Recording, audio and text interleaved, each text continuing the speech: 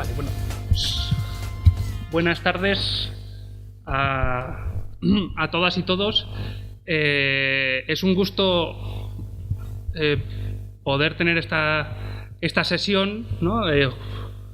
A continuación del acto que hemos realizado anteriormente dentro del experto universitario en dirección de empresas de economía social, y en esta facultad dar la bienvenida en primer lugar al Instituto Francés, un colaborador que nos dio mucho gusto que contactase con nosotros para poder conmemorar, ¿no?, en este año del 50 aniversario de mayo del 68 un acto que se vinculase a la economía social. Entonces fue un gusto poder recibir la llamada y poder acoger este acto, además con la propuesta que nos hacía de poder vincular el ámbito francés, del que se nutre mucha de la tradición de la economía social que tenemos en España, viene de la tradición francesa, y poder vincularla a la realidad aragonesa. Entonces, en este caso, a mí lo que me tocaría es eso, daros la bienvenida a esta casa, a la universidad, y abrirla a iniciativas como esta para cualquier propuesta que tengáis, ¿vale? Intentaremos acogerla y poder poner todos los medios que hagan falta para iniciarla. Paso la palabra a Log para que desde el Instituto Francés os den también la bienvenida. Bueno, pues para mí es un gran placer estar aquí esta tarde y, bueno, pues no sé si lo sabéis, pero el Instituto Francés es una institución que depende del Ministerio de Asuntos Exteriores, y nuestra misión es difundir la lengua y la cultura francesa, donde estamos situados por nosotros en Aragón. Y cada año se elige una temática cultural, y este año efectivamente es la imaginación al poder. Y para mí era, cuando nos reunimos y reflexionamos sobre qué es la imaginación al poder hoy en día, a mí me pareció muy buena oportunidad de acercarnos un poco a este tema de la economía social y solidaria, porque es un tema que existe y que es muy fuerte hoy en día, y de ambos lados de los Pirineos yo vi un vínculo claro, o sea, un puente claro entre ambas culturas. Y nada, fue súper sencillo organizarlo porque Mian ha sido un colaborador excepcional. Doy las gracias a la universidad por acogernos, obviamente a Mian por el trabajo, porque se ha organizado completamente conjuntamente. Y os voy a presentar brevemente a quien tenemos la suerte de acoger hoy. Contamos pues con la presencia de Jean-Louis Laville, catedrático de Economía Social y Solidaria, profesor en el Conservatorio Nacional de Artes y Oficios de París e investigador del LICE, Laboratorio Interdisciplinar para la Sociología Económica, y del IFRIS, Instituto de Investigación e Innovación Social de París. Autor del libro Asociarse para el Bien Común, que podéis comprar gracias a la librería Calamo, que siempre apoya nuestros eventos. Y también tenemos la suerte de contar con Marina Martínez, fundadora de la cooperativa Thiebel, que con 35 años de experiencia en Zaragoza trabaja a la inserción de mujeres en riesgo de exclusión. Gracias a ambos por haber aceptado nuestra invitación y estar aquí para compartir vuestra visión y vuestra experiencia. Sin más, devuelvo la palabra al señor Mian Díaz, quien moderará la mesa. Vale, pues vamos a intentar hacer sencilla la sesión, ¿vale?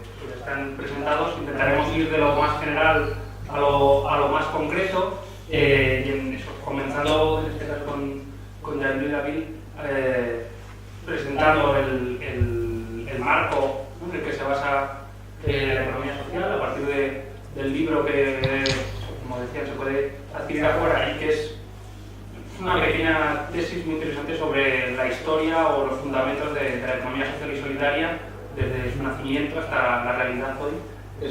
La verdad que se aprende mucho con él.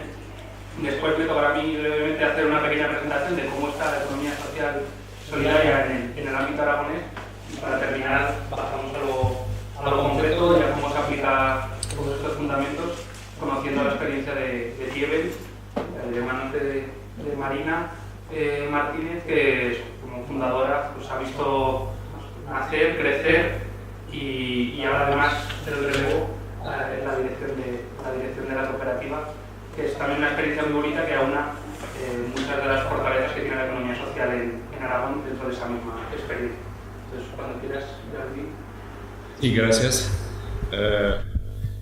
Pienso que la economía social y solidaria es una temática que necesita un método de trabajo un poco particular, que es un modo de trabajo basado sobre interacciones entre práctica y teoría, y es lo que vamos a experimentar un diálogo, porque pienso que las preguntas prácticas y las preguntas teóricas son las mismas, pero con vistas que pueden ser diferentes, pero con los problemas que son los mismos.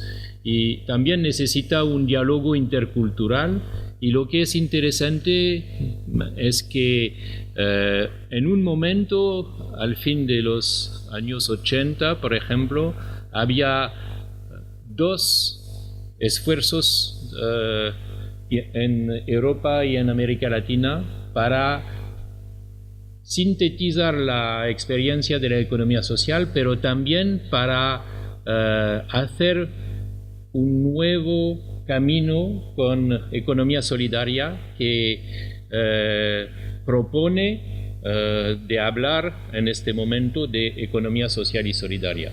Y lo que me parece es que la historia de la economía social y solidaria, voy a hablar un poquito de eso, es muy complicada, porque es una historia llena de bifurcaciones. Voy a hablar en tres momentos que me parecen necesarios de reconocer de nuevo. Primero, que la economía solidaria no es nueva, es una historia de más de 2 siglos, pero la memoria de este fenómeno socioeconómico fue perdida, fue olvidada. En el siglo XX, los debates políticos y económicos son entre mercado y Estado. Y este componente del paisaje socioeconómico existe, pero desaparece de las observaciones. Y lo que es interesante es que en las últimas décadas, esta temática que parecía muy vieja, muy abandonada, renace de una nueva manera. Es lo que voy a presentar en algunas minutos. Con mi español, que es un poco difícil. Primero, pienso que hay trabajos históricos que son muy interesantes en España, en Cataluña, en Francia, en América Latina, que muestran que tenemos una historia olvidada, que es la historia del asociacionismo solidario, en lo que llama el historiano inglés Hobsbawm el primer siglo XIX. Y me parece que es interesante de reconocer de dónde venimos. Pienso que el liberalismo utilitarista se impuso como constitutivo de la modernidad, iniciado por las revoluciones democráticas, pero desde el comienzo del siglo XIX, la difusión del principio del mercado condujo a múltiples perturbaciones de la vida social. Durante este periodo tumultuoso, frente a las tentativas de instaurar mercados de trabajo de la tierra y de la moneda, la economía popular constituye un refugio y una protección para numerosos campesinos y obreros. La economía popular fue una economía de los artesanos y campesinos, pero también en América del Sur, por ejemplo, de las comunidades indígenas, que introdujeron normas para los bienes comunes influenciadas por la dinámica democrática y también descubrieron la noción de solidaridad democrática, es decir, una acción colectiva de ciudadanos libres y iguales. El primer proyecto emancipador que se opuso al liberalismo se puede ver como una combinación entre los recursos de la economía popular y la voluntad de poner en práctica los principios de la solidaridad democrática. Este asociacionismo solidario se caracterizó por su resistencia a las fuerzas del mercado, pero su especificidad residió en la importancia de la realización de experiencias sociales que permitían vivir concretamente las relaciones democráticas en la vida económica y social. En suma, este asociacionismo pionero afirmó la necesidad de realizar experiencias que permitieron la encarnación de otras motivaciones humanas más allá del interés personal.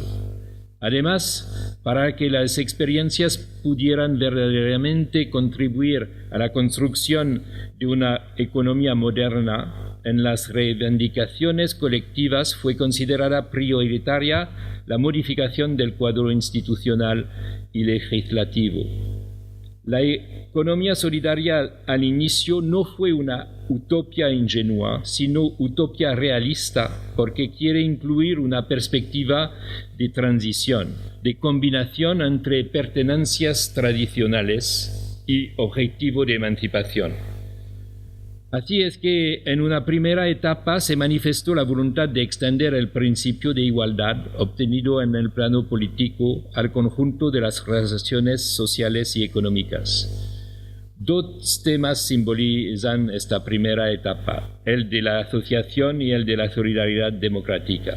La solidaridad democrática se centra en la ayuda mutua, tanto como en la expresión reivindicativa, se nutre a la vez de la autoorganización y del movimiento social, lo que supone una igualdad de derechos entre las personas que se involucran.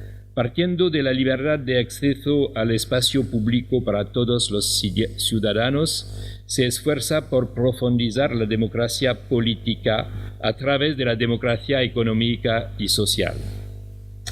Pero esta primera etapa se olvida en lo que podemos llamar el segundo siglo XIX y el siglo XX.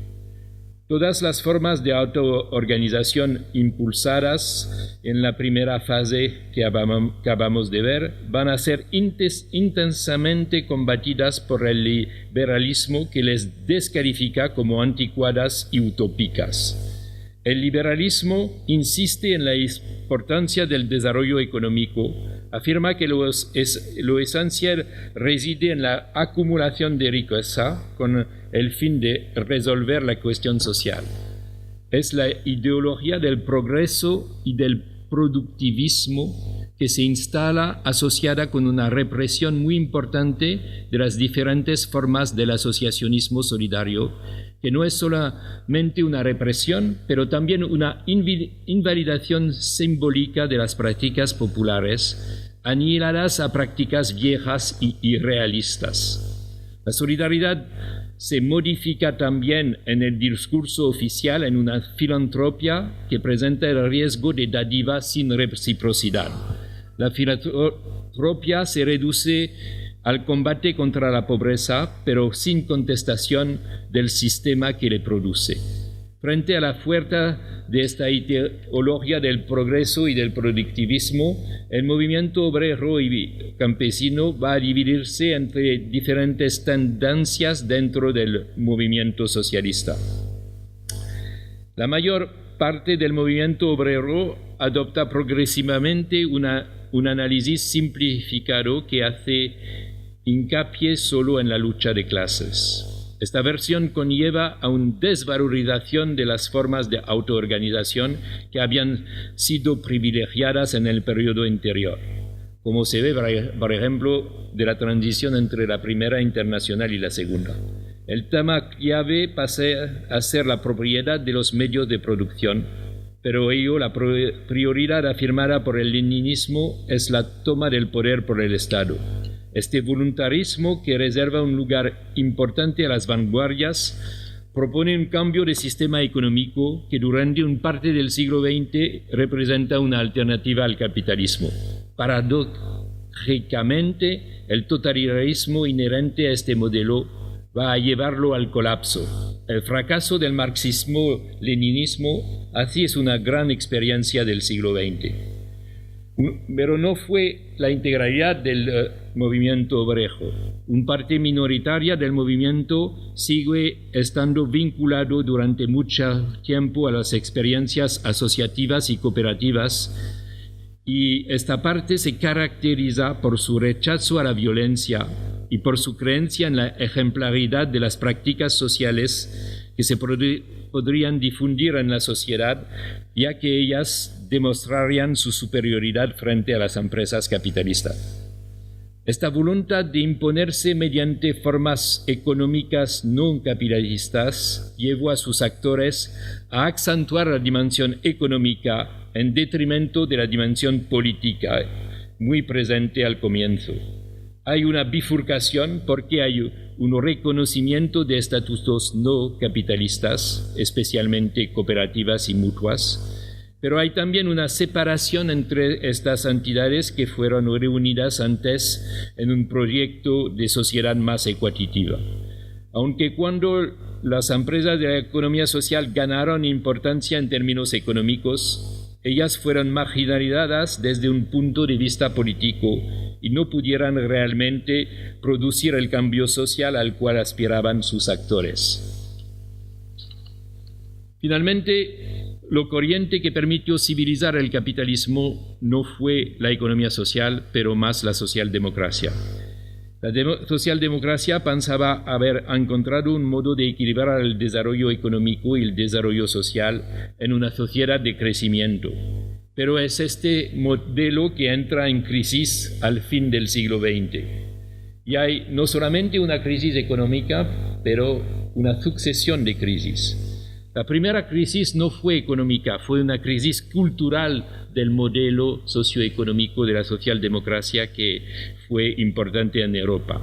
Esta crisis cultural que viene del descanso de la ideología del progreso y del productivismo se manifiesta por la aparición de lo que llamamos en este momento nuevos movimientos sociales como ecología, feminismo, que introducen en los debates públicos asuntos que no fueron debatidos antes, perspectiva de sostenibilidad o de género.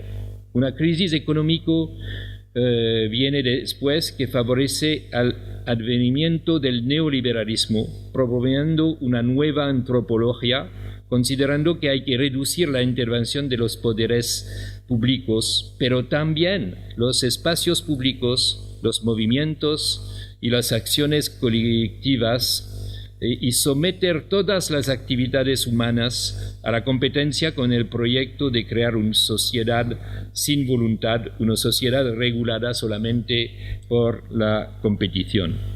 Las tensiones entre crisis cultural y económica, la salida de la oposición entre marxismo y liberalismo, el radicalismo del neoliberalismo contribuyen a la fragmentación de los nuevos movimientos sociales, pero no desaparecen.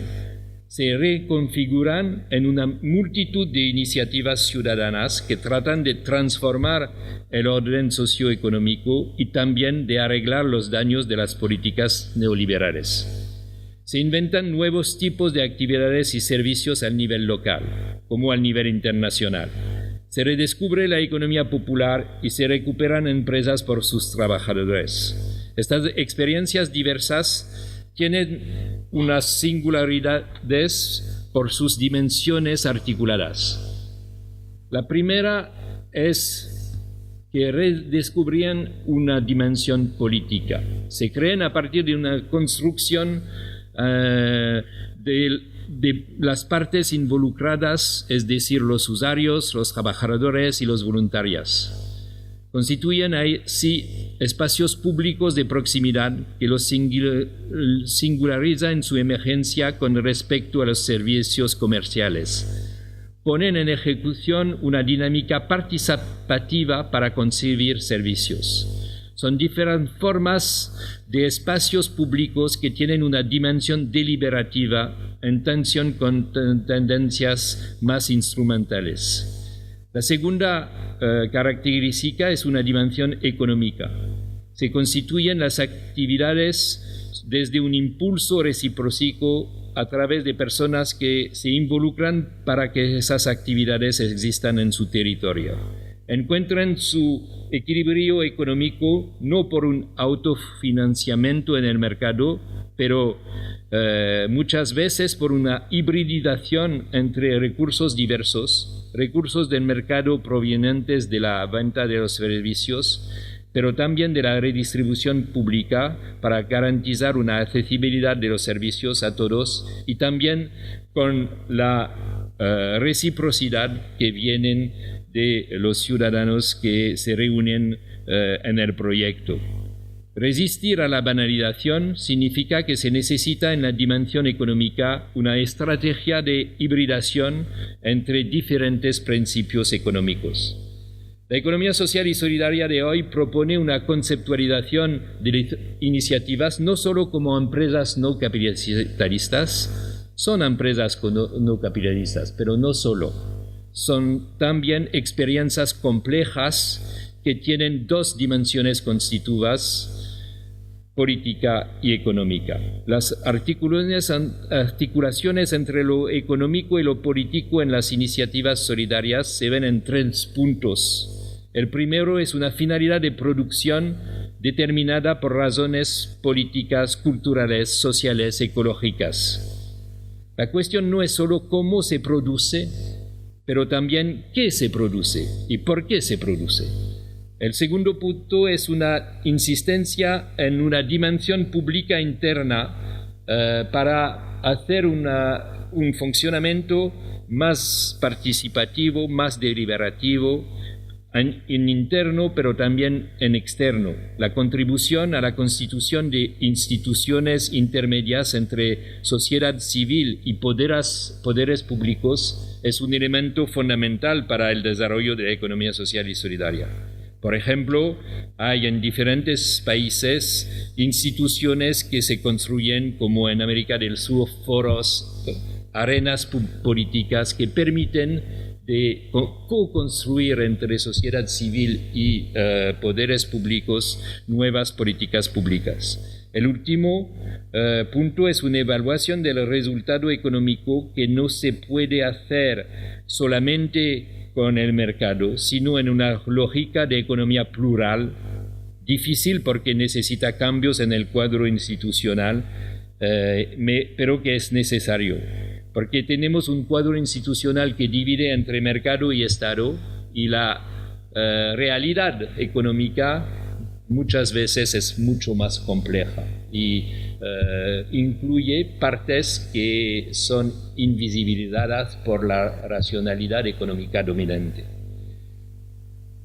Para terminar, ¿qué podemos decir? Si hay un nuevo proyecto de emancipación en la economía social y solidaria, si puede participar a un nuevo proyecto de emancipación. Con la uniformización del neoliberalismo, no son más suficientes el keynesianismo o la socialdemocracia. El keynesianismo genera una visión tecnócrata del cambio social que se apoyó en una metodología macroeconómica. Del mismo modo, la socialdemocracia en su conjunto ha admitido una dependencia del mercado. En efecto, en este modelo es necesario que exista un crecimiento del capitalismo mercantil para poder luego redistribuir en favor de la justicia social. De esta forma, la solidaridad está indexada a los resultados del mercado. Tanto el keynesianismo como la socialdemocracia funcionaron con una separación entre la economía, reducida al capitalismo mercantil, y lo social, reducido a la acción del Estado. De manera lógica, están perturbados por el neoliberalismo. Me parece que un nuevo proyecto de emancipación supone en primer lugar considerar la economía más allá del mercado. Esto significa que las políticas públicas deben favorecer todas las experiencias que se basan en lógicas distintas a las del mercado y en particular aquellas que valorizan formas de reciprocidad igualitaria, reanudando el proyecto del asociacionismo solidario. La economía social y solidaria es en el mercado, pero tiene recursos que no vienen solo del mercado. Y hay que valorizar estos recursos si no queremos una tendencia que fue recurrente en la historia de banalización de la economía social. Además, un nuevo proyecto de emancipación supone considerar lo social como más allá del Estado. Esto significa que es necesario rechazar la regresión filantrópica que reduce la solidaridad a formas de compasión y de benevolencia hacia los pobres. Se trata de reafirmar la dimensión democrática de la solidaridad, pero también de combinar los dos pilares de la solidaridad democrática, lo que supone, por un lado, la acción de poderes públicos redistribuidores y el reconocimiento legal de los derechos humanos, así como sociales y ecológicos, y por el otro, que se otorgue un espacio a las formas de autoorganización de la sociedad civil basadas en una solidaridad más horizontal. Este es el gran desafío de una nueva forma de acción pública, lograr la articulación de las experiencias de la sociedad civil con las políticas públicas creadas específicamente para estas experiencias. En resumen, podemos decir que una nueva orientación para la emancipación alcanzará a estructurarse tanto más si contribuye a un diálogo con las realidades y los conceptos desarrollados en diferentes partes del mundo. Por ejemplo, los conceptos y las prácticas desarrollados en América Latina y en particular aquellos del buen vivir y de la economía plural reconocidos en las constituciones de 2008, por ejemplo, en Ecuador o Bolivia, son interesantes para nosotros. No son realidades exóticas, son también respuestas que podemos considerar en Europa. Así, la economía social y solidaria logrará no ser reducida a una subeconomía para los pobres, sino que podrá convertirse en un instrumento de transformación en el marco de una transición hacia un nuevo modelo socioeconómico que sea a la vez más democrático y más atento a los desafíos ecológicos. Gracias.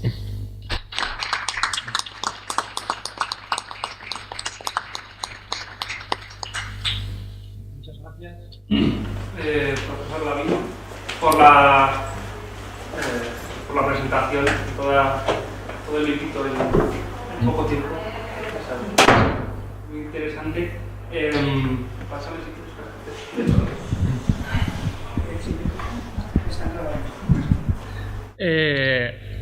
a mí lo que me toca es hacer de todo este recorrido más abstracto, más histórico, sociológico de dónde viene la economía social y qué pasos ha dado, eso bajarlo un poquito más, ¿vale? Y ese proceso de emancipación, de democracia económica, de emancipación después, etcétera, eso en Aragón, en España y en Aragón, cómo se toca.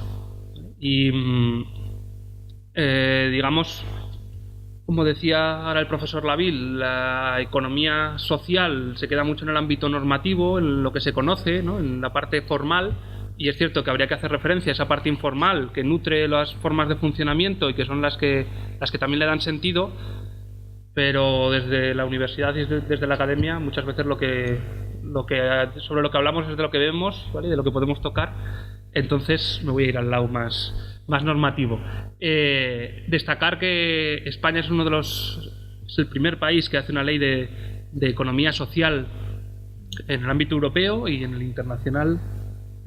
También, igual había habido alguna experiencia anterior, pero muy limitada. Es el primer país que reconoce la economía social en su ámbito regulatorio normativo, ¿no? Y ahí marca cuáles son los principios que definen a este sector y las formas jurídicas que formarían parte. Y plantea que la economía social 4 valores así muy bien escritos, pero en concreto que la primacía de la persona por encima del capital aportado, o sea, la primacía de la persona y del fin social sobre el capital aportado u otras cuestiones. En Aragón, ¿quién forma la economía social a la luz de esa ley? O sea, venían trabajando antes, pero que son reconocidos en esa ley.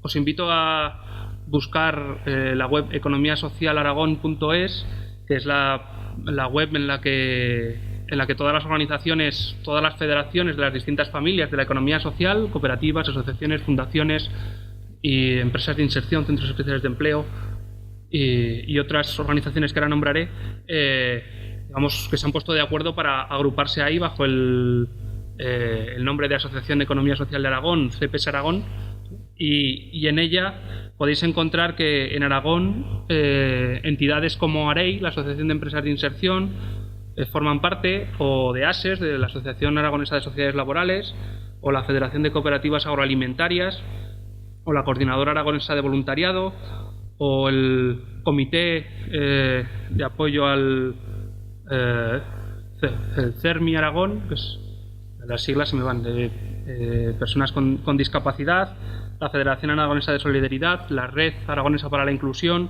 la Red de Economía Alternativa y Solidaria o la Unión de Cooperativas de Enseñanza de Aragón forman parte de esa red y estarían reconocidos como parte de las familias de la economía social. Aragón es un rara avis en esto de ponerse de acuerdo entre distintas familias, porque es el único territorio en España en el que dentro de ese paraguas a nivel estatal también está CEPES, que sería la Confederación de Empresas de Economía Social.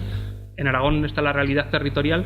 Dentro de esa familia es el único territorio o la única experiencia en la que la parte de mercado, que serían cooperativas, empresas de inserción, centros especiales de empleo, y la parte de no mercado, voluntariado, cooperación al desarrollo, fomento de la inclusión social, se encuentran dentro o están colaborando en la misma mesa. No están separados, no trabajan, sino que trabajan conjuntamente, y eso creo que es algo también a valorar en el caso aragonés. ¿Cuántas entidades hay?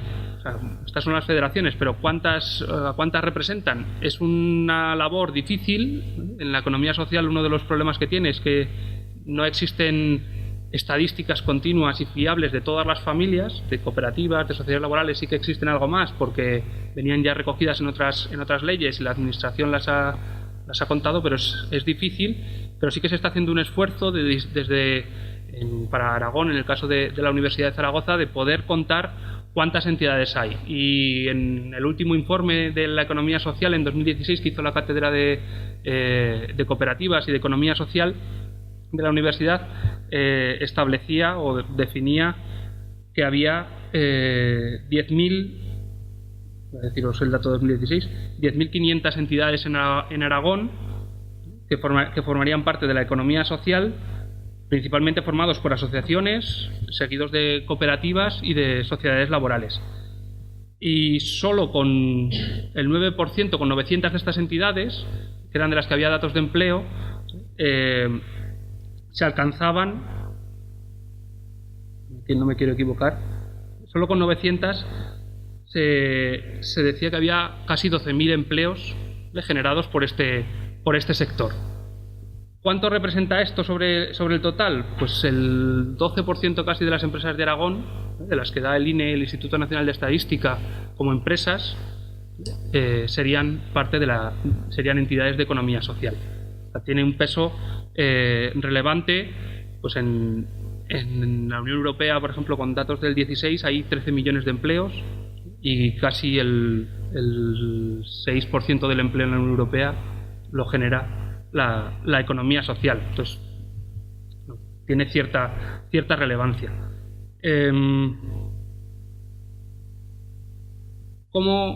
Creo que el nacimiento también, o cómo surgen estas entidades, en el caso aragonés, es muy representativo de lo que pasa en el resto de territorios o en la Unión Europea.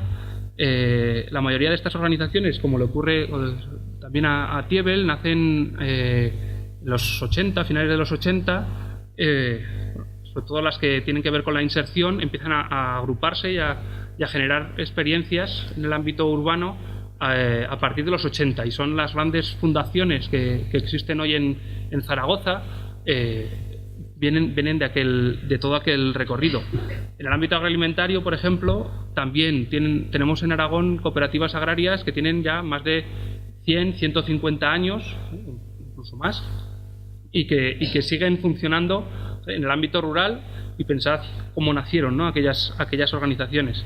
Antes contábamos que también el ámbito rural da para mucho, pero que también experiencias como pueda ser la de Mondragón se apoyan en la realidad de Zaragoza, en este caso en la Universidad de Zaragoza, para poder formar a las personas que después han puesto en marcha toda la experiencia y todo lo que ha surgido. O sea que en Aragón yo creo que sí que hay que ser conscientes de que, aunque no se visibiliza mucho, la economía social y solidaria tiene potencia y es relevante, o se mira a Aragón a ver qué está haciendo desde otros puntos de vista. Tanto en el ámbito agroalimentario, Aragón produce alimentos con las cooperativas para 12 millones de personas, y en Aragón vivimos 1 millón, 1,5, y mucha de esa alimentación la producen cooperativas agroalimentarias, ¿vale? Que estaremos más o menos de acuerdo con cómo lo hacen, pero en el ámbito rural ellos, cuando les escuchas, lo dicen. Para muchos pueblos la cooperativa agroalimentaria es la General Motors. La General Motors es la Opel que tenemos aquí en Zaragoza. Pues lo que significa la Opel para Aragón significa la cooperativa agroalimentaria para el pueblo donde está ubicada, ¿no? El director de la federación habla de que es como una plataforma petrolífera en medio del mar, ¿no?, que sirve para muchas cosas, que ahí puedes atracar barcos de distinto tipo, pues que eso son las cooperativas agroalimentarias en el ámbito rural. Y Aragón es uno de los territorios más potentes en ese ámbito, con multitud de sectores. En el ámbito de la inserción, aunque es pequeñito, por ejemplo, hay solo 10 empresas de inserción, pero tienen mucha trayectoria, son muy potentes, y el resto de territorios aprende muchas veces de las prácticas que tiene Aragón en este sentido.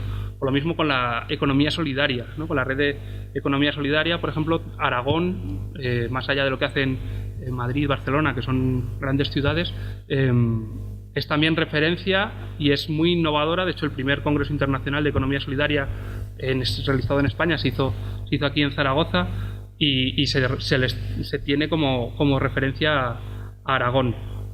Como os decía, CEPES también refleja la idiosincrasia aragonesa, con ese contacto entre tercer sector y realidad de mercado. Y por poner algún pero y algún reto, ¿no?, de hacia dónde va, una de las familias que falta en Aragón y que llama mucho la atención porque es uno de los sectores que más peso tiene en otros territorios es el de las cooperativas de trabajo asociado, donde se juntan personas trabajadoras, deciden poner en común sus horas de trabajo para poder participar. En el caso aragonés no existe esa federación ni está agrupado ese sector. Se tienen que agrupar en otros ámbitos, y es quizá algo en lo que habría que trabajar y poner fuerzas, sobre todo porque es un ámbito relevante, ¿no?, también en Aragón, y existen multitud de cooperativas de trabajo que no se conocen y no se sabe en qué están trabajando. Algunas sí, pero muchas no. Otro de los ámbitos de hacia dónde va la economía social y que tiene que trabajar es también quizá en mantener, como decía ya Luis Laville, mantener los principios que tiene y no dejarse arrastrar por todas las nuevas economías, ¿no?, que van apareciendo.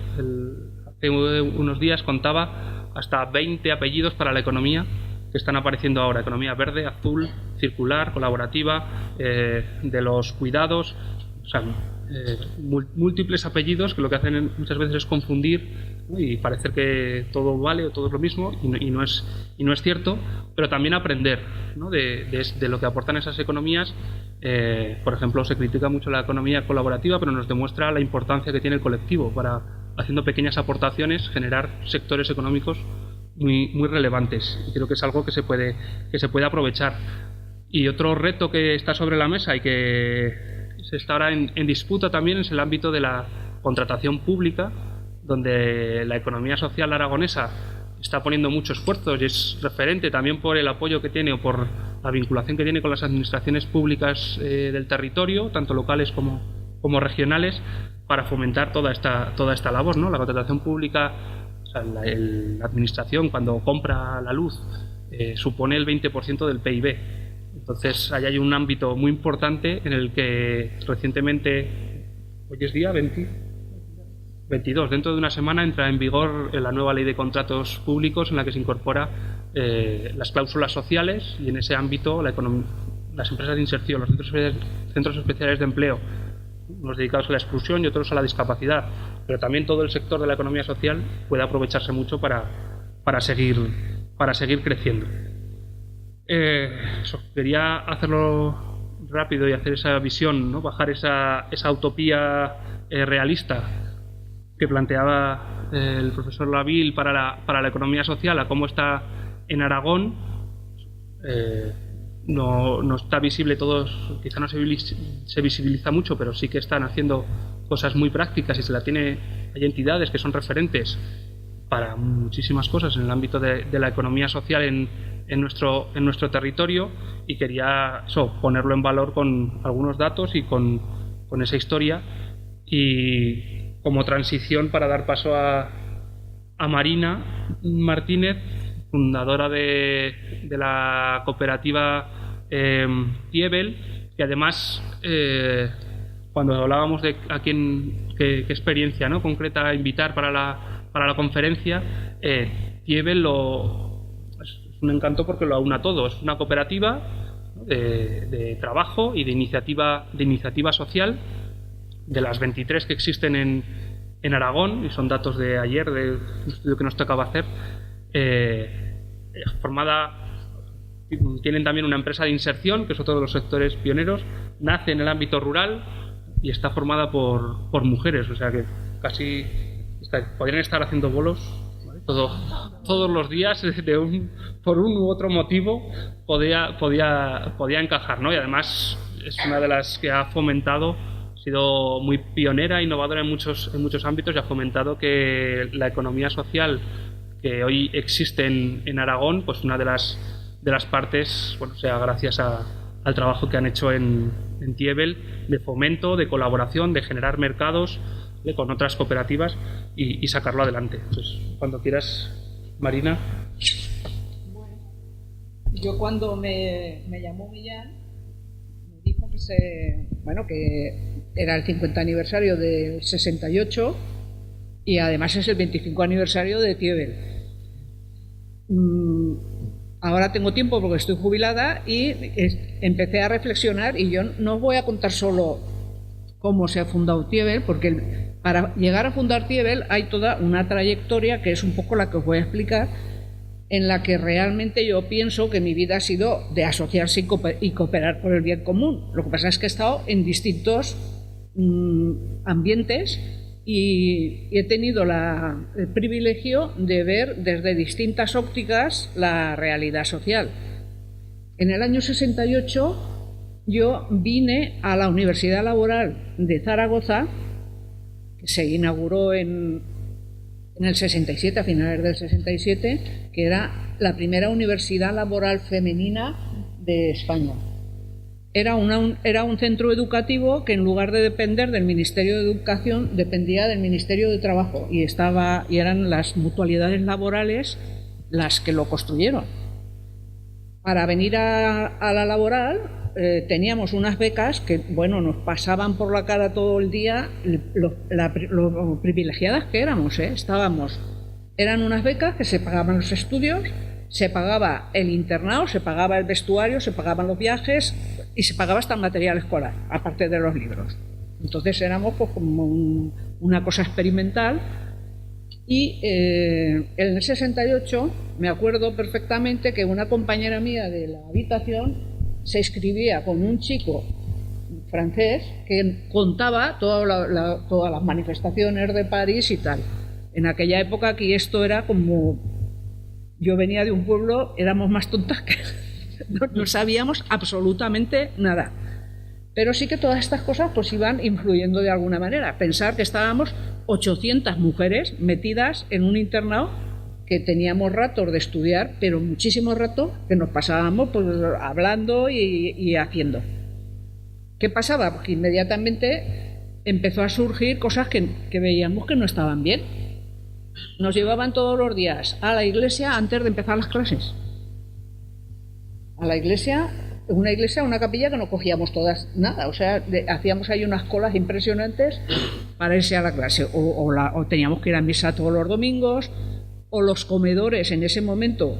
Yo creo que faltó organización, sobre todo en un principio, había 2 comedores de 400 personas, entonces el servicio no funcionaba, nos tirábamos en el comedor 2 horas comiendo pan. Nos comíamos tanto pan que se acababa el pan y folló que no había pan.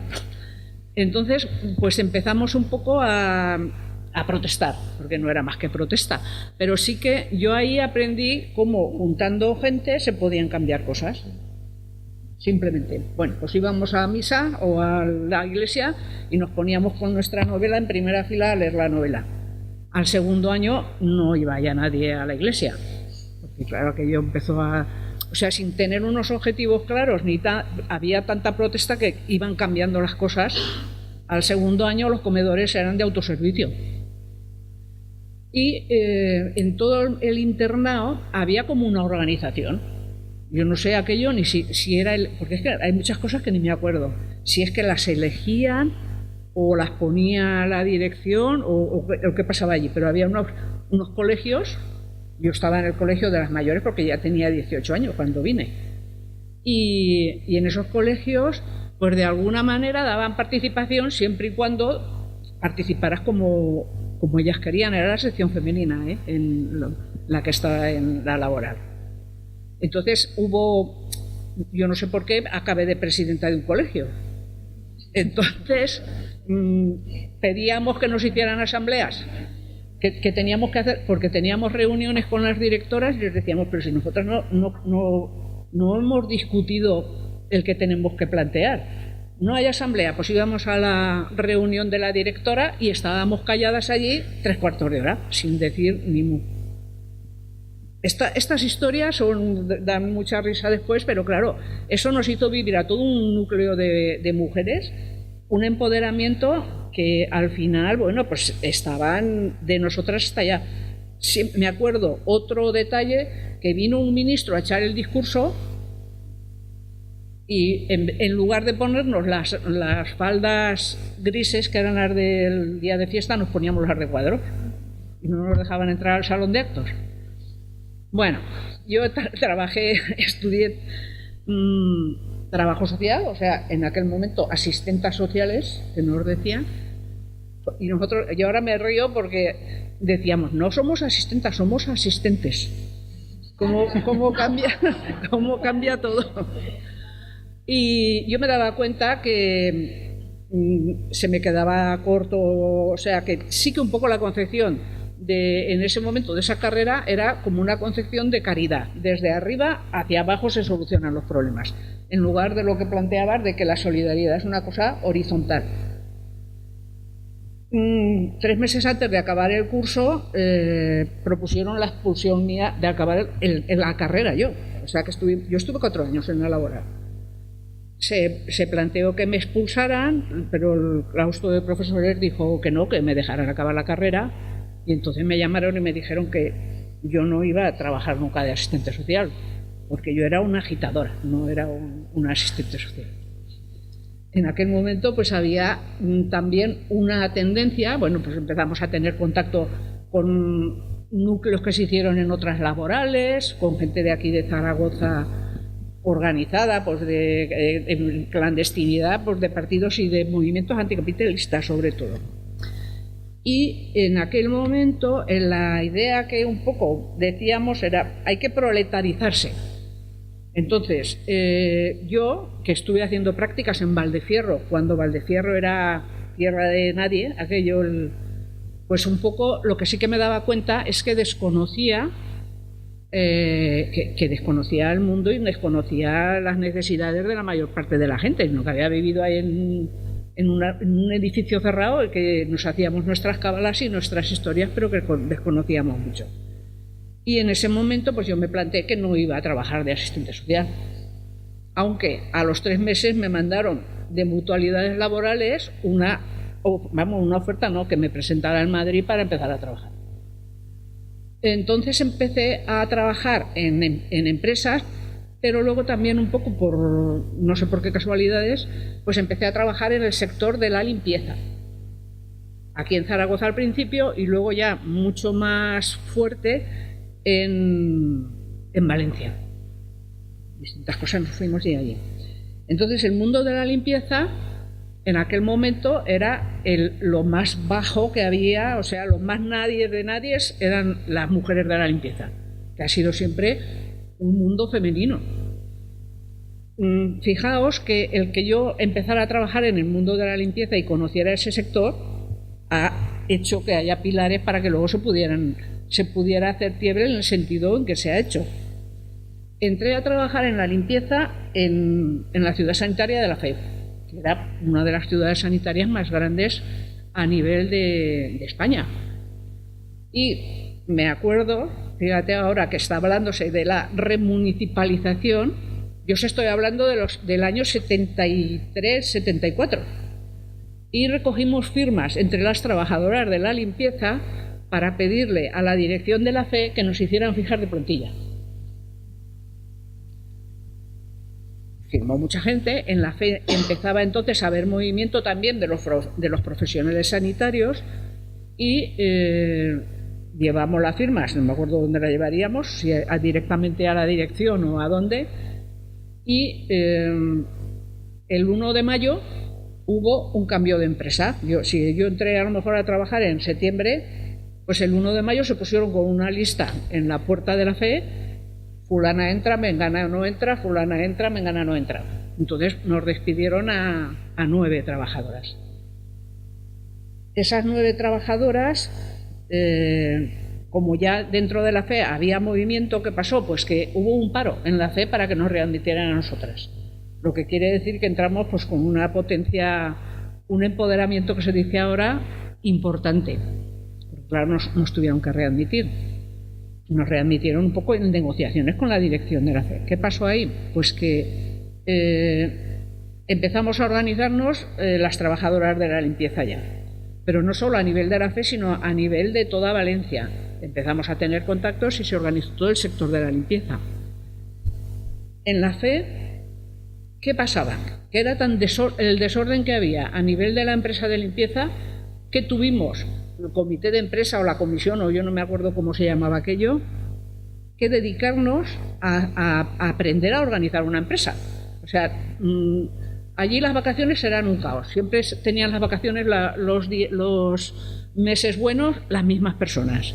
Los domingos trabajaban las mismas siempre. No había correturnos. Si faltaba una tal, pues aquel trabajo se quedaba sin hacernos, se hacía mal por el resto de la gente. Entonces, el comité de empresa o lo que fuera, organizábamos las vacaciones, organizábamos los turnos, organizábamos los correturnos, de manera que íbamos cogiendo nosotros más fuerza que la dirección de la empresa. El tercer año de trabajar allí, estuve trabajando 7 años y medio por ahí. En un año hicimos que se fueran 4 empresas.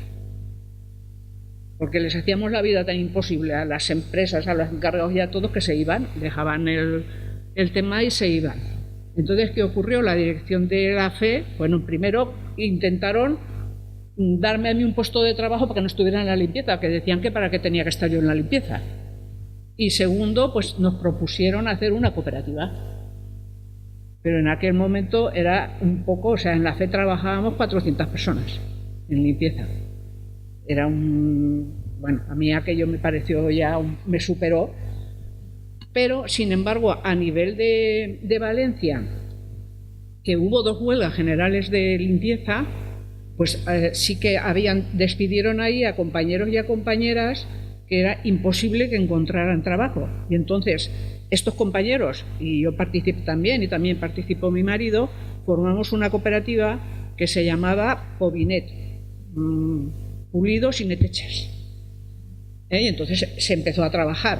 Por circunstancias de la vida empezaron a trabajar y yo me vine a Aragón entonces a vivir a un pueblo por otras historias personales. Pero 5 años después cuando yo estaba en el pueblo, que no hacía tampoco mucha cosa, aparte de ir para arriba y para abajo al campo, vinieron ellos y me plantearon que por qué no hacía yo una cooperativa en la zona rural. Entonces esa cooperativa, fundamentalmente ellos empezaron a trabajar limpieza, pero luego empezaron a trabajar servicios sociales porque la mayoría de estas personas eran trabajadoras sociales también. Aquí hay un ámbito que hablábamos antes de los trabajadores sociales de empresas. Realmente nosotros no hacemos un trabajo social en las empresas, no lo hicimos nunca, sino que al final lo que hacíamos era organizar las empresas. Que fue una cosa que yo, si 10 años antes me hubieran dicho que me iba a poner a hacer una cooperativa y a organizar una empresa, me hubiera muerto del susto. Pero la vida da muchísimas vueltas. Entonces empezamos a trabajar en Tiebel en el ámbito rural. Se llama Tiebel porque es tierra de Belchite. Es una de las zonas de aquí de Zaragoza más deprimidas, con la población más vieja y más desiertas, porque hay muy poca población. En un principio, pues a mí me bajé a Valencia y estuve con ellos trabajando mucho tiempo y me dieron herramientas para poder un poco desenvolverme en todos los primeros pasos. Y a nivel rural, pues lo que hicimos en un principio es ver qué necesidades había y resolverlas, aprender un poco, pues si hay necesidades de limpieza, pues organizar limpieza. Que había piscinas, nos presentábamos al concurso de las piscinas y aprendíamos a tratar el agua de las piscinas, a llevar los bares. Había necesidades de pintura, pues había unos chicos que sabían pintar y pintaban. Yo pues monté 2 o 3 asociaciones de tercera edad por los pueblos de la comarca. Y bueno, pues en aquel momento había subvenciones, pues el ayuntamiento me llamaba, montamos la asociación, pedíamos las subvenciones y se iban haciendo actividades. En el año 96, o sea, Tiebel se monta en el 93, ¿no? En el 96, por circunstancias de la vida también, desde Fundación del Tranvía, que me conocían a nivel personal, me plantean hacer el primer curso de limpieza profesional en Zaragoza. Bueno, pues yo el curso de limpieza profesional lo tenían homologado en Valencia. Entonces me lo dieron, o sea, aquí la cuestión de la colaboración con la cooperativa de Valencia fue una cosa muy importante a nivel de Tiebel, porque nos dieron herramientas de todas clases sin costo ninguno, digamos, sino que fue un poco pues una cooperación entre empresas. Y entonces aquí en Zaragoza, en la Fundación El Tranvía, y quiero recordar a Carmen Jimeno porque luchó por un poco tirar adelante Tiebel en un principio mucho, hicimos el primer curso de limpieza y ahí eran cursos dirigidos fundamentalmente a mujeres de inserción, y cuando las teníamos formadas dijimos, pero bueno, ¿y por qué no buscamos trabajo y se le va dando trabajo a todas estas personas que vamos formando? Y a ello nos pusimos. Entonces, en un principio, yo creo que Tiebel hay que contar primero esas mujeres que se fueron formando y que han resultado unas excelentes profesionales. Y luego toda la cobertura que se hizo por parte de la gente que nos empezó a facilitar trabajo casi sin conocernos.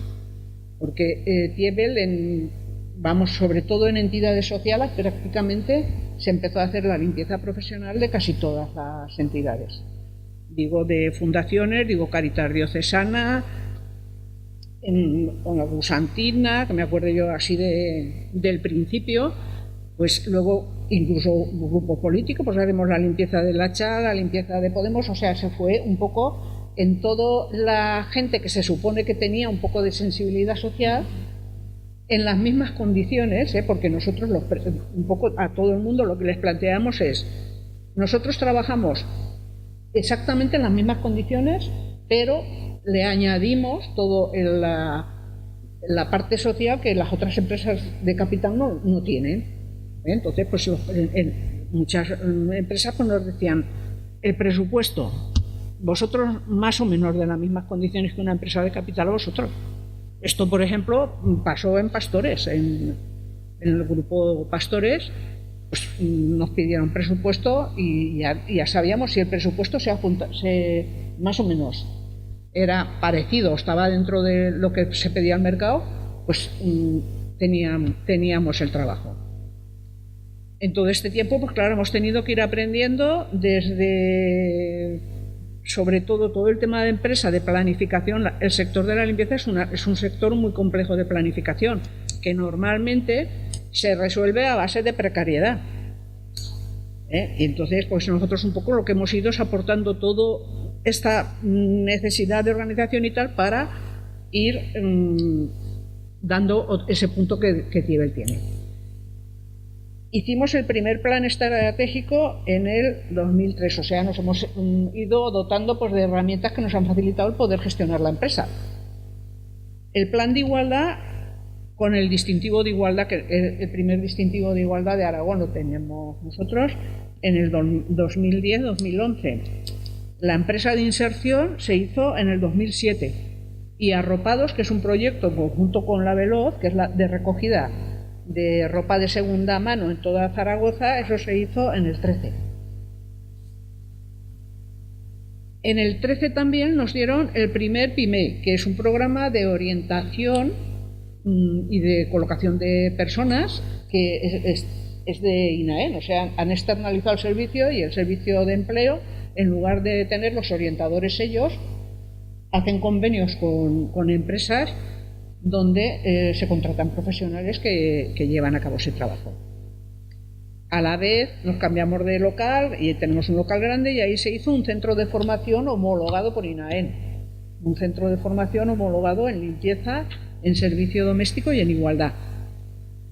Y ahora en el año 2007 se ha hecho el certificado de calidad y el sello de empresa de responsabilidad social de Aragón. Se podía hablar muchas cosas, pero ya se me va la cabeza. En este momento tenemos 66 trabajadores y trabajadoras, de las cuales 59 son mujeres y 7 hombres. Todo el equipo de dirección de Tibel somos mujeres. O son, que yo no estoy. Clientas y clientes tenemos 225 comunidades de vecinos, limpiamos, 72 centros y oficinas y en industrias y 52 viviendas. El tema de las viviendas es otra cosa importante, porque resulta que nosotros en las viviendas limpiamos con trabajadoras en el régimen de seguridad social general y con el convenio de limpieza profesional. Las horas son bastante más caras, pero sí que hay toda una gente sensibilizada que está dispuesta a tener un poco pues, regularizada ese trabajo doméstico. Y bueno, pues en el PIMEI, por ejemplo, este año tenemos 110 personas atendidas a las que hay que buscarle trabajo. Así que si tenéis trabajos, llamadnos. Y un poco, pues ahora últimamente se están facturando en torno a 1.100.000, 1.200.000 euros. Y no sé si queréis preguntar alguna cosa más. He hecho un poco por encima las cosas, pero vamos. Ahí está.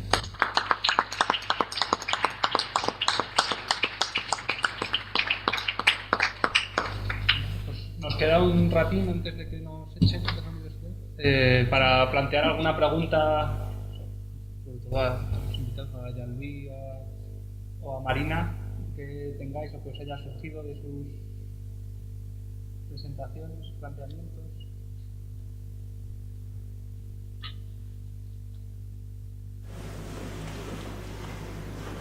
Pero no todo será de eso.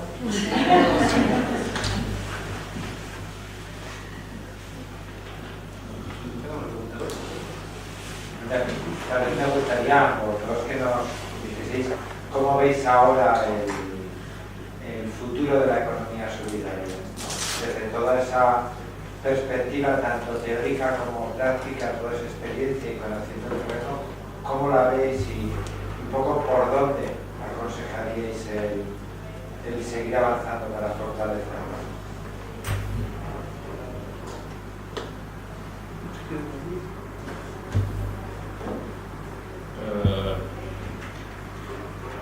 pienso que hay diferentes escenarios que coexisten en la realidad. Principalmente para mí hay 3 escenarios para la economía solidaria de mañana. El primer escenario me parece ser un riesgo para la economía social y solidaria, que es el riesgo que hay muchas dificultades en el servicio público y se puede constituir un subsector público que es más precario que el sector público oficial y que se llama economía solidaria, que puede ser una manera de hacer, no sé cómo se dice, un caballo de Troya para que el Estado se reduce. Es un riesgo que existe para la economía social y solidaria y que debemos ver. El segundo escenario me parece que es más el escenario de lo que podemos llamar la segunda ola del neoliberalismo, porque el neoliberalismo de hoy no es el neoliberalismo de las 80, es un neoliberalismo que ha integrado un discurso sobre la cuestión social.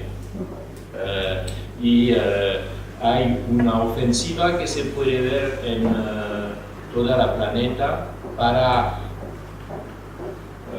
desarrollar la idea que el mismo sistema puede resolver las cuestiones que ha provocado, que es la idea de un capitalismo social, que es la idea de una empresa social, que es la idea del social business, que significa que hay solo un modo de hacer economía, pero que dentro de este modo dominante puede tener una parte social. El principal teorizador de este corriente es Mohamed Yunus, que realmente piensa que el futuro de la economía solidaria, pero no habla de economía solidaria, habla de social business, pero este tercer componente de la economía debe ser con alianzas con grandes empresas que son más atentivas a la responsabilidad social y con nuevos instrumentos como social impact bonds, como venture philanthropy, como nuevas técnicas de marketing como bottom of the pyramid.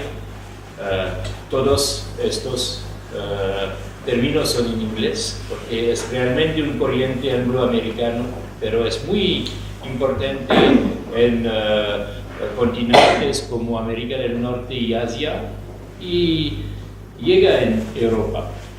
Especialmente a nivel europeo, hay muchas iniciativas de social business a nivel europeo.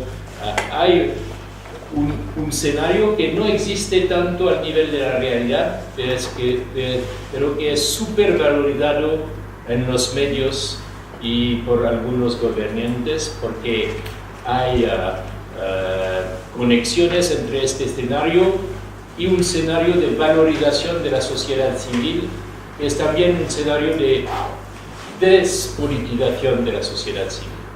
El proyecto, por ejemplo, de Cameron, que se llama Big Society, es un ejemplo de esta manera de pensar. Hay un escenario de la economía solidaria convertida en un social business muy funcional al sistema y que puede ser su dimensión social. Y hay un tercer escenario que existe también, que es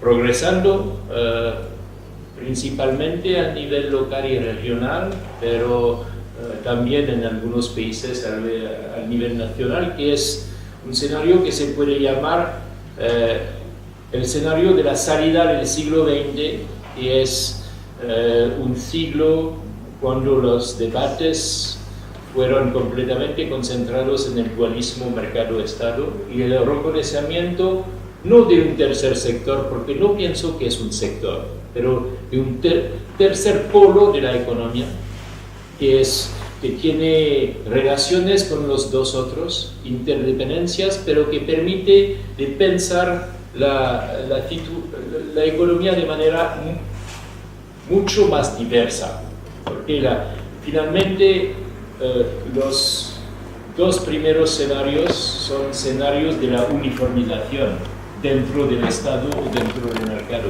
Este tercero escenario, que es para mí más interesante, es la verdad, es un escenario que permite que vamos por una ecodiversidad, porque sabemos que la biodiversidad es necesaria, pero pienso que la ecodiversidad es también necesaria si queremos respirar en la economía de mañana. Y hay, este escenario para mí es un escenario de economía plural y de democracia plural. Y que el problema con este escenario es que finalmente en este escenario la economía social y solidaria pone en evidencia que hay que pensar qué es lo económico y qué es lo político. Porque si quedamos en la definición ortodoxa de la fin del siglo XIX sobre lo que es la economía neoclásica que fue fundada por Jevons, Barras, Menger, es una economía que se puede llamar una economía formal. Y un autor muy importante para mí que se llama Karl Polanyi dice que este visión de la economía es un sofismo economista, porque hace una confusión que nuestra civilización es la primera que hace, una confusión entre mercado y economía. Y si no salimos de esta confusión entre mercado y economía, no podemos tener ninguna ecodiversidad. Hay que tener una otra manera de ver economía, y hay corrientes teóricos que son recursos en esta dirección. Por ejemplo, el corriente de lo que se llama la economía sustantiva, que reconoce que no hay solamente un principio económico, sino diferentes principios económicos. Hay el mercado, pero hay también la redistribución estatal o privada. Hay también la reciprocidad con los lazos horizontales entre las personas, que es también un recurso económico de cierta manera. Y hay también lo que se puede llamar la administración doméstica, que es más la reciprocidad en la esfera doméstica. Y hay también que pensar lo que es lo político. Lo político no es solamente la democracia representativa, porque si la democracia es solamente un sistema de representación de instituciones, hay una distancia más y más grande entre sus ciudadanos ordinarios y la democracia. Y finalmente, la democracia es muy frágil.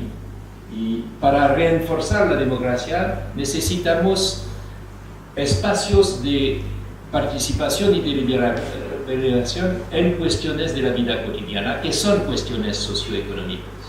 Y pienso que este tercer sector puede fortalecerse. Es muy difícil al nivel internacional, al nivel nacional, pero hay progresos importantes en este tercer escenario al nivel local y regional en diferentes países. Hay que mutualizar también las experiencias para ver realmente cómo se puede fortalecer. ¿Qué dejes pendiente para que hagamos otras? Yo creo que mi experiencia es que se pueden hacer muchas cosas sin tener ni recursos económicos medianos o pequeños, pero que hay que saber mover recursos distintos, y desde luego yo creo que lo importante es que se trabaje, el que no pensemos que el trabajo no lo tienen que dar los demás, sino que hay muchas maneras de empezar poco a poco e ir haciendo una economía distinta, desde el crear cooperativas, el trabajar con otros, hasta ser autónomos pero que la única salida no es irse a trabajar, no tener la cabeza de peón que a veces tenemos, es decir, bueno, pues es que hay que irse, siempre me tiene que dar el trabajo, no me dan trabajo. ¿Cómo podemos poner nuestras energías en marcha para ir creando trabajos sin contar con las grandes empresas? Yo creo que lo importante es los talentos que tenemos todos y que no se trabajan y no nos acabamos de creer. Es lo mismo que las mujeres. Yo, como he vivido procesos de empoderamiento muy grandes, aunque luego te da miedo los empoderamientos según cómo se hacen, pero que realmente se pueden cambiar situaciones mucho, teniendo constancia. Y luego, a ver, yo por ejemplo, una cuestión importante que ayer con Marta comentábamos, el tema de el trabajo bien hecho, eso se está perdiendo. O sea, yo he vivido, claro, yo era de una familia de autónomos, en mi casa había tienda, mis primos eran de la imprenta, pero el trabajo no lo vivíamos como algo ni impuesto, ni mal, ni que alguien no lo tuviera que dar, sino que el trabajo era la vida cotidiana. Yo me acuerdo, en la tienda se trabajaba todo el día, los grandes y los pequeños. Luego teníamos aparte muchísimas más cosas, pero el trabajo no se vivía como una cosa de castigo, sino que era pues la forma de desarrollarse uno, no pensar que te tienen que hacer el trabajo el otro. Y esto, yo creo que esto es una cosa que a nivel cultural se está perdiendo también. Y luego el trabajo bien hecho, o sea, a ver, uno de los problemas que en Valencia, cuando todo el sector de limpieza, pensar que en Valencia yo entré cobrando 4.000 pesetas y salí cobrando 35.000, o sea que ahí hubo unas transformaciones impresionantes. Pero ¿qué pasaba? Que sí que había gente que estábamos organizadas y luchábamos y profesionalmente desarrollábamos nuestro trabajo, incluso cada vez intentábamos hacerlo mejor, pero en esos procesos también había gente que, como ya tengo poder, voy al mínimo. Y entonces, sin contar que estábamos en la limpieza de una sanidad pública que tenía unos pacientes, pues lo que resaltaban eran sus intereses individuales y trabajaban al mínimo. Entonces, en todas las profesiones, yo creo que es importante el transmitir el hecho de, como una cualidad personal, el aprender a trabajar bien. Ayer decían, es que las mujeres trabajan en profesiones no cualificadas. Cuidado, para mí un trabajo de limpieza es una profesión cualificada cuando se hace bien. Y puede haber un cirujano que es un inútil y es cirujano y es muy cualificado. En Valencia, en las huelgas, las discusiones con los cirujanos de los servicios mínimos eran apoteósicas. Entonces, yo creo que esto es importante tanto el tema del trabajo, vivirlo como algo de desarrollo personal, y luego que también no tenemos por qué estar dependiendo siempre de que alguien nos dé trabajo, sino de nosotros de qué manera podemos ir haciendo juntándonos con otras personas. Yo creo que es el reto que yo creo que es importante ahora. Yo creo que lo ha resumido muy bien Marina, que podemos, si os parece, dejarlo aquí. Agradeceros en primer lugar la asistencia. Yo creo que ha merecido la pena aprender.